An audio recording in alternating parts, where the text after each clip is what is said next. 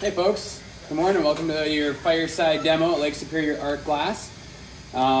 Today we are making Millefiori pendants or Murini pendants. And I'll explain a little bit more about what those things are in a few minutes here.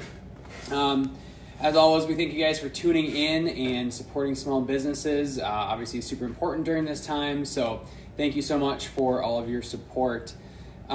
Just to remind you guys of all of our ongoing promotions, our weekly sale yesterday, our straws went on sale. Buy four, get the fifth free, which is perfect timing for Earth Day. I forgot to mention that in my demo yesterday, but happy Earth Day, everyone.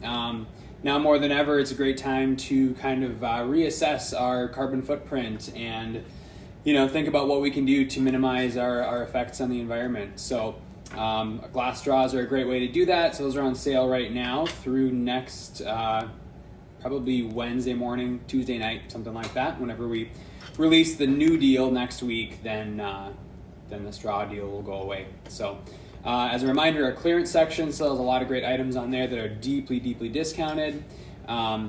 And we have our local fundraiser going for, our local image pendant fundraiser going. So $5 of every local image pendant. Those are the ones that I make that are like Lake Superior, Minnesota, Split Rock Lighthouse, Sisu, Loons, anything kind of Minnesota, Midwest image related that I make would be a local image. So $5 from each one of those pendants that's purchased this month will go to the Artist Relief Fund for Minnesota artists, so that we can give back to other artists who need the support at this time as well.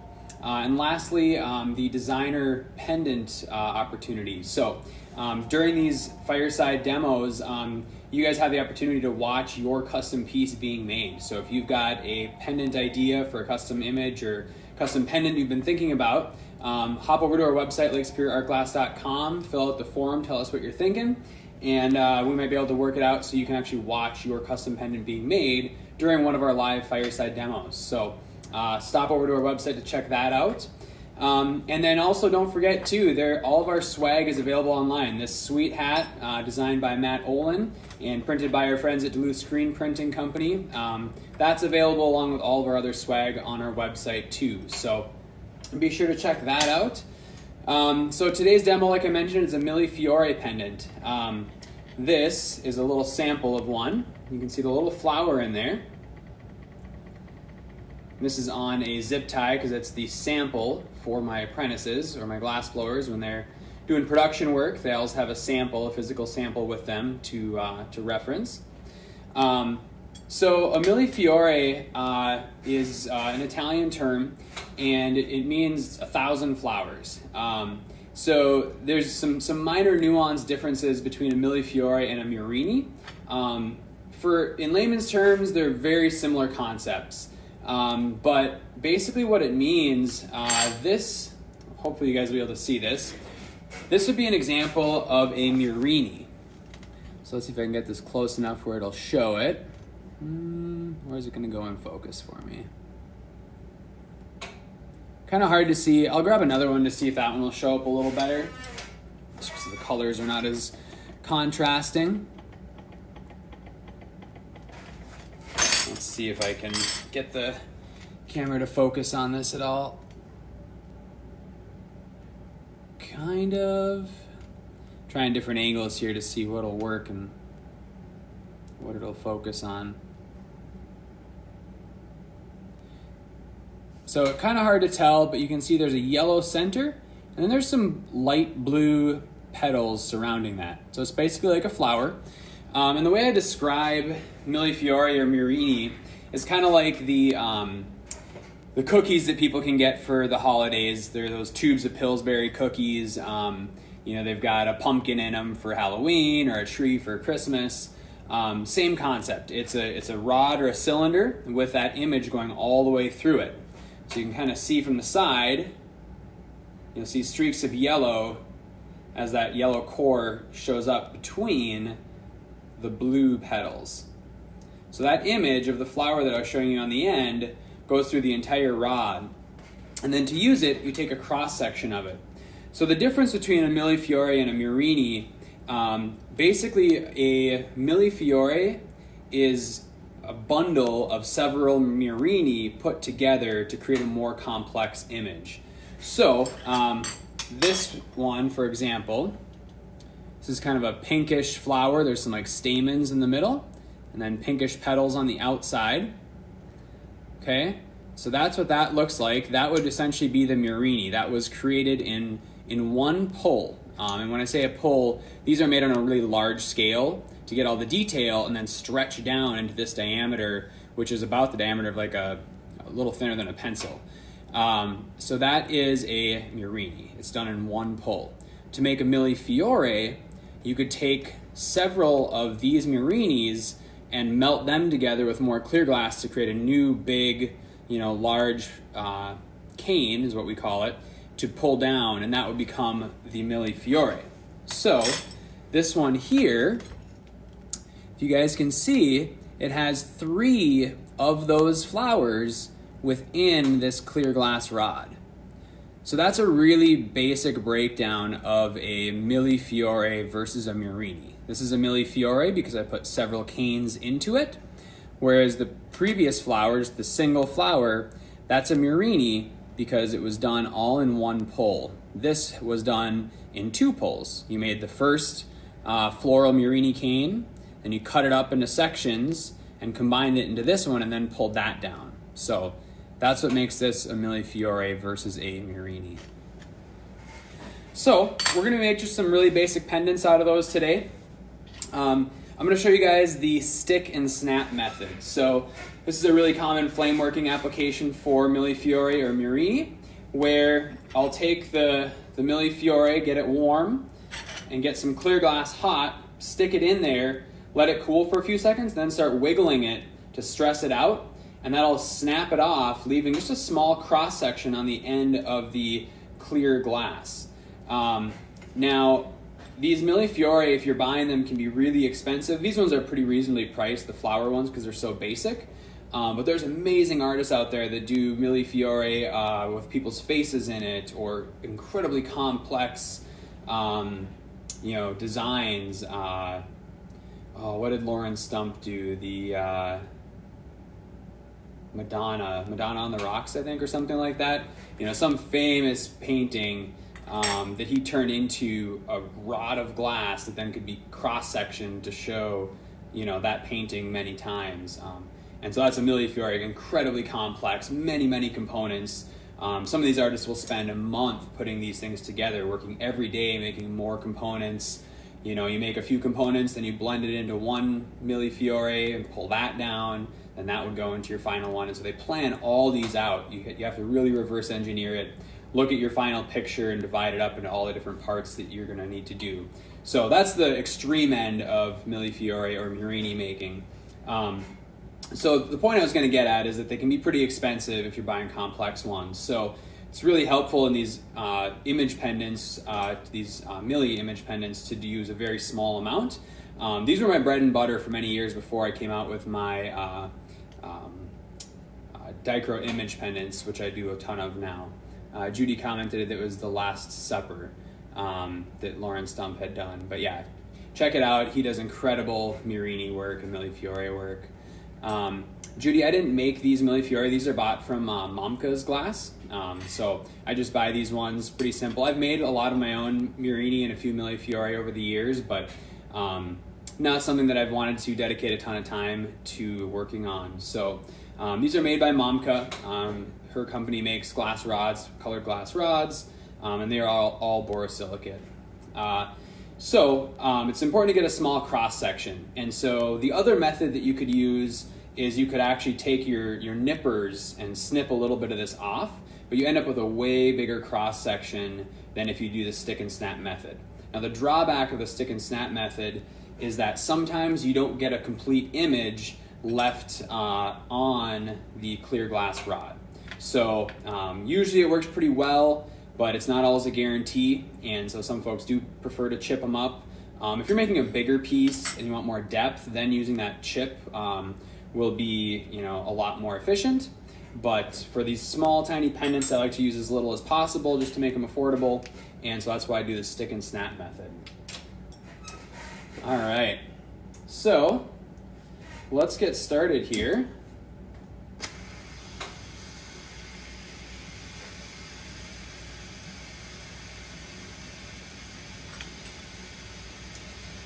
Let's see.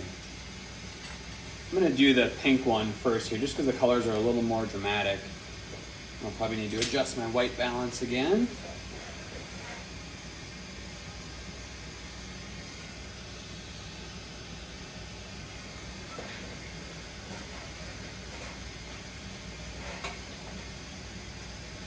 All right, so you want your Millefiori or your Murini to be warmed up and flame polished. So you want to get the tip of it just glowing a little bit, but not so much that you're really melting it or changing the shape of it. Just enough to soften the crisp cut edges and give it a nice flame polish.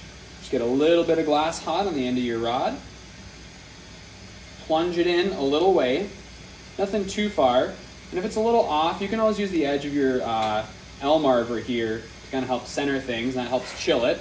And then you just start wiggling, wiggle, rotate, and it'll snap. Okay? So now that left a little sliver of that image. It's not very much. I would have preferred that would have been a little bit more, but it's just enough to get that complete image on there. And so that's what you always have to check, is that the full image actually got left behind on your clear glass rod.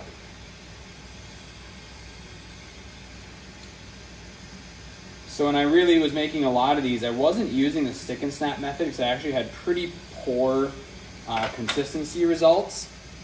I would actually use kind of my own method that I made up, which I can show you guys in the next one. But it was essentially derived from some of my time spent in the hot shop. You know, one of my first years I'd ever worked in a hot shop, and trying to treat it a little bit more like I was scoring something with the jacks, or a lot of glass blowers will use a like a hacksaw blade to kind of stress out the area that they really want the glass to crack off at. So I started using my tweezers kind of like that hacksaw blade to kind of saw and score and really stress out that line where I wanted it to snap, which I think still has a place. I made one before the demo, and I just intrinsically grabbed my tweezers and started doing it, because that's the method that I had used for a majority of these that I've made. It hasn't been until the last couple of years that I've gone more towards the stick and snap as I've gotten more comfortable with it.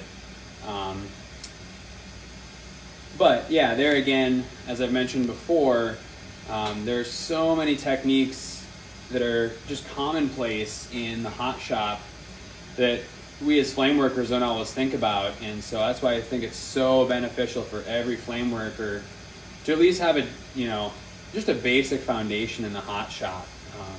It'll teach you so much and really change how you think about working glass in the torch.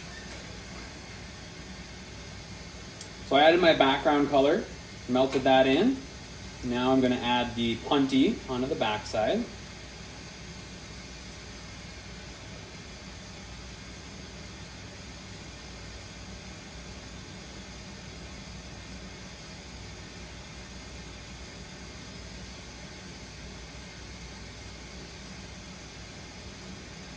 Pretty fun yesterday to see a couple rubber duck orders come in. That was my demo yesterday. It was the glass rubber duck, and I had a few folks order those off the website. So thanks you guys for those orders. Always fun to see my demonstrations engaging folks, and so much in fact that they just had to have one for themselves. So I'm going to try to make a point to let folks know when those things are available on the site, when my demo is available. I don't believe we have our Milli pendants available online because there's a lot of variation in them, whether it's the colored Milli that we're using or the colored background. And so with something with that much variation, it's really hard to offer that kind of thing online. So I don't believe these are online. I could be wrong. Jody will probably chime in and let me know if I am, but I don't think these are on the website.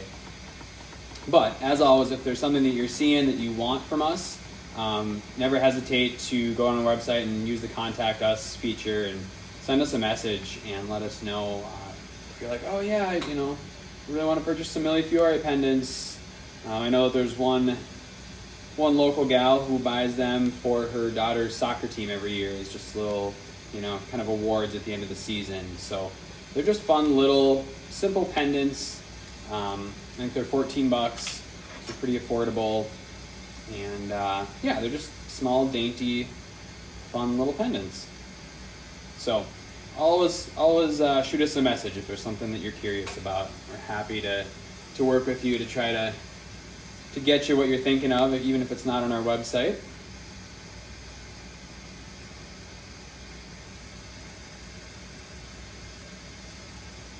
So here again, that loop can be almost 50% of the time it takes to make the piece. That loop's got to be just right to be durable and to look good. And if you don't nail the setup on the loop, you're probably going to spend as much time getting it right as you have previously in just making the pendant itself up until that point.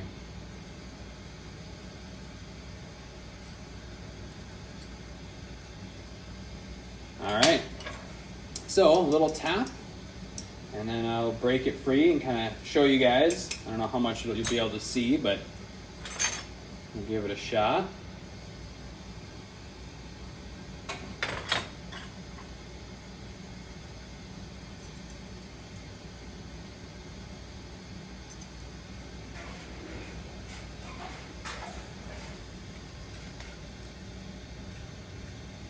Someone just asked if we can do anything with ashes inside. Absolutely, we do lots and lots of memorial pieces. So you can check out our website, lakesuperiorartglass.com, and see a bunch of examples that we do there. But pretty much anything we make in our studio, we can add ashes to. So that's absolutely an option. So colors are not final, but you can kind of see that pink flower in there against that kind of grayish green background. We'll put that in the kiln to cool slowly.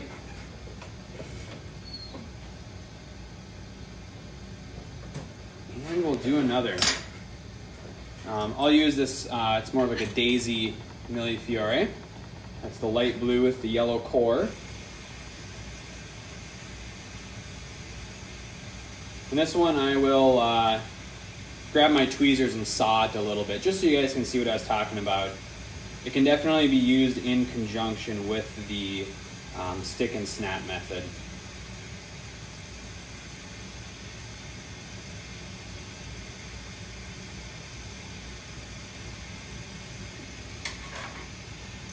I just take the inside of one of the blades of my tweezers and kind of saw as I rotate back and forth. And then before it sets up, start wiggling it to snap it off.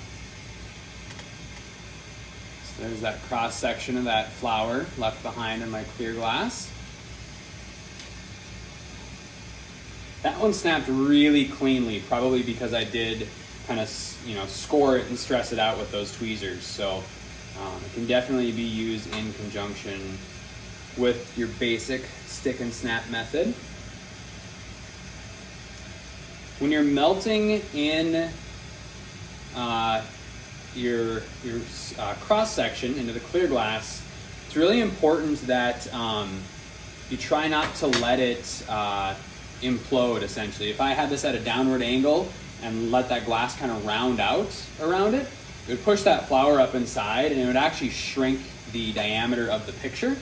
So I heat it and then I marver it against my paddle and my L marver, and that helps maintain a really wide diameter of the picture. I'm not looking to make this a three-dimensional type of pendant or flower inside, and so I try to keep that image as wide as I can so it fills out as much of the diameter of the pendant as possible. For backing, I'm using Clover Chameleon. It was just a color that I happen to have in my random jar on my bench that I never use for anything else. So I figured this was just as good of an application as any. Clover Chameleon is made by Glass Alchemy, and it's a green color, a green base color, but it has silver in it, and that makes it change and get a variety of colors, hence the chameleon part of the name. However, because it's green, some green glass does not like to be worked inside of clear glass. And so Clover Chameleon is pretty notorious for checking or cracking if it's fully encased inside of a piece. So used as a backing like this, it's just fine. But once you start fully encasing it, it basically expands and contracts a little differently than the rest of the clear glass. There's chromium in it, and that chromium typically does not like to be fully encased. It tends to crack. So I got that melted in. Now I will put the punty on the backside, take it off with a clear rod so that I can round out the front of the pendant.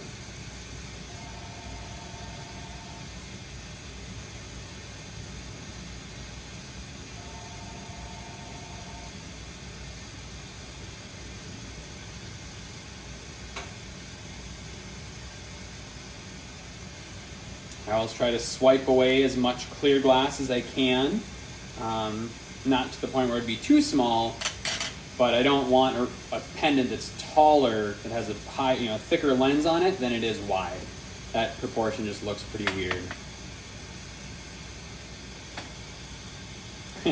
Judy found out about greens the hard way. I think most of us did, Judy. I mean, even after I knew that information, I probably still tried some colors that I was like, well, I bet I can get away with this. And yeah, definitely learned that you usually cannot. The only time I've really seen it work with chromium-based colors is if they're very mixed down with clear or diluted or stretched really, really thin, like with a sparkle color. Sometimes you can get away with that, but it's always a gamble. All right, so now we'll put the loop on the top.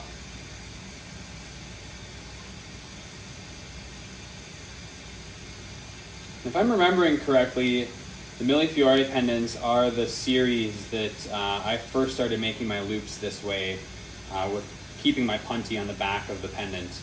Again, these are just a quick little pendant that, if I could shave off 30 seconds off of each one by not switching my punty, by the end of the day of making a full day of these, that really adds up. So that's what led me to develop this method of making loops where my punty is off axis.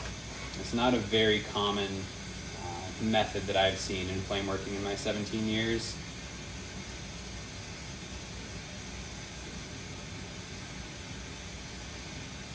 And actually, right before I went live, I had the idea, and Judy kind of alluded to it about making my own Millefiori or Murini, and that is that I should do one of my seascape pendants.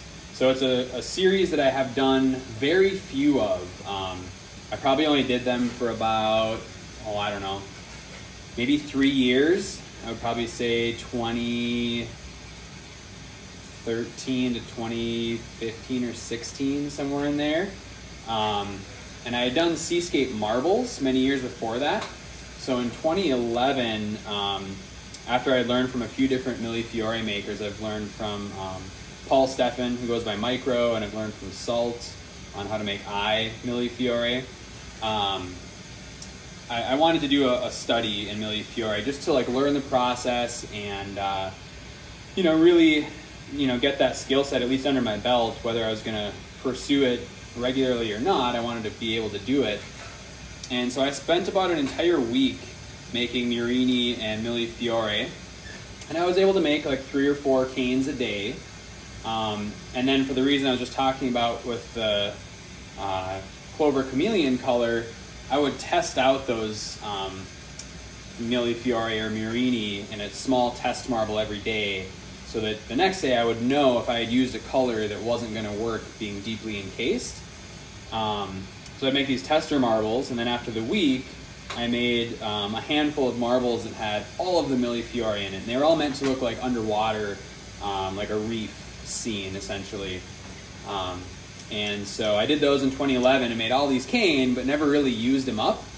And so then in 2013 or 14, whenever I started just making pendants out of them, which are really pretty and a good way to use them up, because I realized pretty quickly that not many people were interested in the marbles with the Millefiori because they looked too traditional.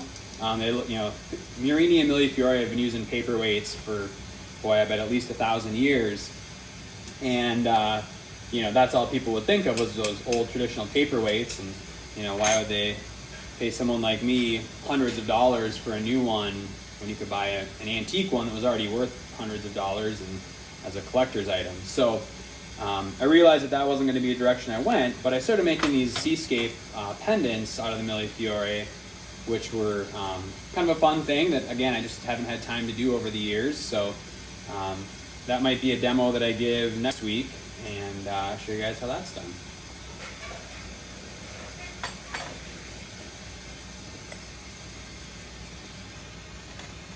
All right, so you can see that flower inside of that pendant.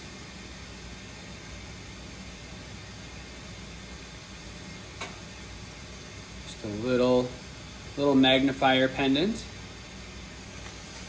That'll go into the kiln to cool slowly.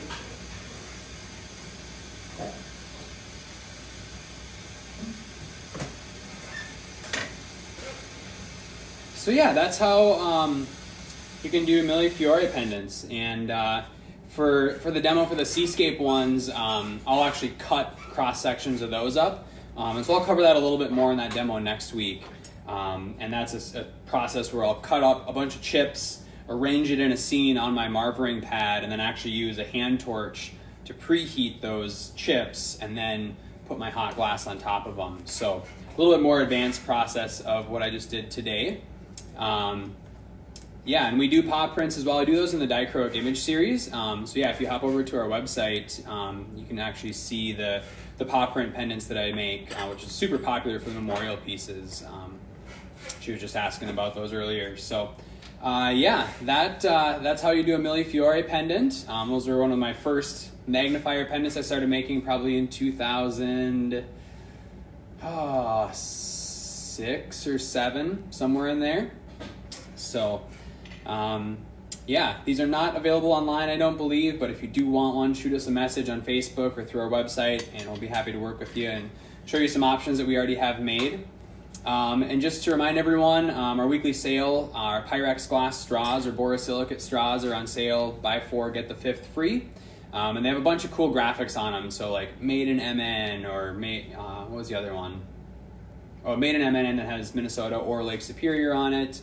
Some of them have our logo on it. So cool chance to get a deal on those. Our clearance section sells a bunch of deeply discounted work, paperweights for $10, things like that. And our local image pendant fundraiser is ongoing through the end of the month. So $5 from every image pendant purchase this month goes towards the Artist Relief Fund of Minnesota. And that way we can give back and help out other artists in our communities in Minnesota here that need support as well. And then if you have an idea for a custom pendant you'd like to watch being made live on our stream, on our fireside demo, go to our website, lakesuperiorartglass.com, and fill out the request form.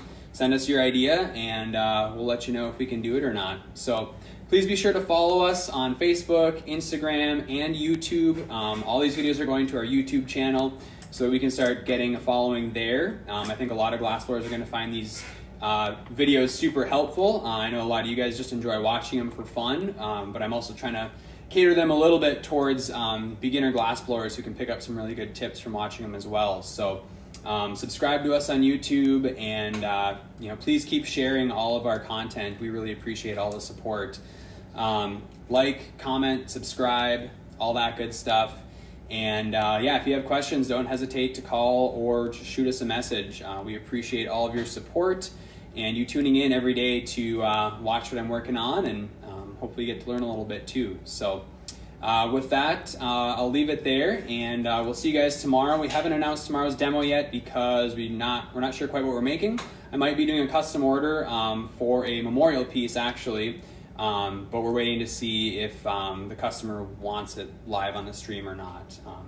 They're a family friend or a personal friend of mine, and so we wanted to see if they wanted to watch it being made. Great, we'd be happy to do it, but it is a memorial piece is a really special thing, and if they don't want that broadcast live over the internet, we totally understand that too. So we'll keep you guys posted when we figure out what we're going to demonstrate tomorrow, if it's that project or something else. And yeah, keep tuned to our Facebook and we'll let you know. So thanks so much for watching. Don't forget to follow, like, comment, and subscribe. Take care, guys. We'll see you tomorrow.